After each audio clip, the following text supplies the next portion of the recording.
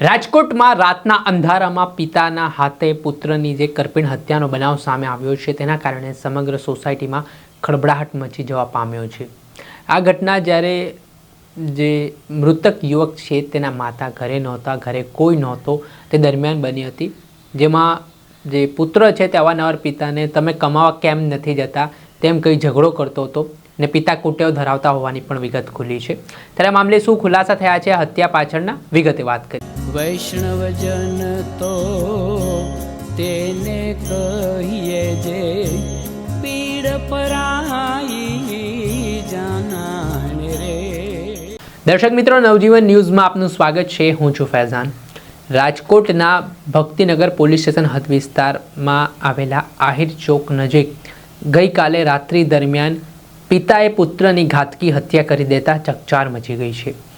આ ઘટનામાં પિતા પુત્ર વચ્ચે અવારનવાર ઝઘડો થતો હતો ને ઝઘડો થવા પાછળનું કારણ મનાઈ રહ્યું છે કે બાબુભાઈ સચવેટા જેઓ આરોપી છે અને તેમનો દીકરો રામ સવેટા જે મૃતક છે, જેમાં રામ સચવેટા અવારનવાર પિતાને કહેતા હતા કે તમે કમાવા કેમ નથી જતા, તમે કુટેવ કેમ ધરાવો છો, ને આને લઈને બબાલ થતી હતી, ઘરમાં ઝઘડો થતો હતો, ગાળાગાળી થતી હતી।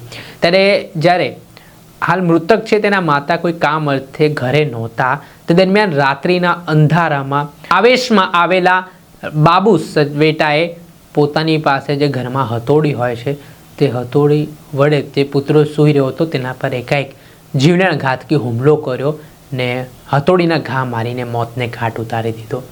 આ ઘટના જ્યારે લોહીલોણ હાલતમાં મૃતદેહ સવારે મળી આવ્યો તે બાબતે પોલીસને કરવામાં આવતા પોલીસ તાત્કાલિક ઘટના સ્થળે પહોંચી હતી ને જે મૃતક છે રામ સવેટા તેના મૃતદેહને પોસ્ટમોર્ટમ અર્થે ખસેડવામાં આવ્યો ને બાબુ સવેટા સામે ગુનો નોંધી તેની ધરપકડ કરવામાં આવી। આ મામલાના સંદર્ભમાં શું કહી રહ્યા છે સ્થાનિક એસીપી તેમને સાંભળો। ઓકે સર, ગઈકાલે જે હત્યાનો બનાવ સામે આવ્યો તેમાં આરોપીની ધરપકડ કરવામાં આવી છે, શું આખી હકીકત હતી ને હત્યાનું મુખ્ય કારણ શું સામે આવ્યું?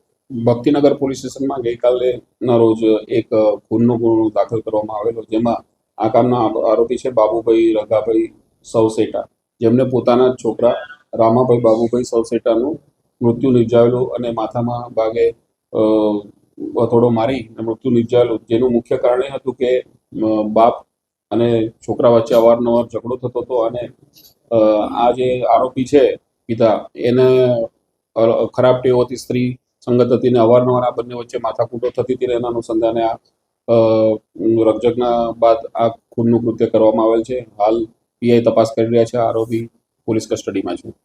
બીજું શું પ્રાથમિક તપાસમાં સામે આવ્યું? પ્રાથમિક તપાસમાં એમને પિતાજીની કુટેવ હતી ને એના બાબતે અવારનવાર ઝઘડા થતા હતા અને આ બાબતે એમની પત્ની સાથે પણ આ બાબતે ઝઘડા થતા હતા અને જેના કારણે આ કૃત્ય કરવામાં આવે છે। બનાવ બન્યો ત્યારે ઘરે કોઈ હતું? બનાવ બન્યો ત્યારે આ બંને એકલા હતા। એમની પત્ની છે, આરોપીની પત્ની, એ એના છોકરીના ઘરે ગયેલી। પછી આરોપીએ પોતે પોલીસને જાણ કરી કઈ રીતે? આરોપીએ પોતાને પોલીસ સ્ટેશન આવીને જાણ કરેલી કે મારા છોકરો બીમાર છે અને દવાખાને લઈ જવાનો છે એમ કરીને આવેલા, અને ત્યારબાદ પોલીસ તાત્કાલિક પહોંચી જતા આ ઉપરોક્ત હકીકત જે આપણે સાંભળ્યા હતા રાજકોટના સ્થાનિક એસીપી। હાલ સમગ્ર ઘટનામાં જે પિતા પુત્ર વચ્ચે થયેલા ઝઘડાનું કરુણ અંત આવ્યો છે તેને લઈને તેમણે માહિતી આપી છે ને આ કુટેવમાં આવા આવેશમાં આવેલા પિતાએ પોતાના જ પુત્રની ઘાતકી હત્યાથી હાલ વિસ્તારમાં ફફડાટ ફેલાયો છે। દર્શક મિત્રો, આવા જ નવા વિડીયો સાથે આપણે માહિતગાર કરતા રહીશું, પડે પડના અપડેટો આપના સુધી પહોંચાડતા રહીશું, એટલે તમારી નવજીવન ન્યૂઝ જોતા રહો, લાઇક કરો અને નવજીવન ન્યૂઝના અવાજને વધુમાં વધુ બુલંદ બનાવો।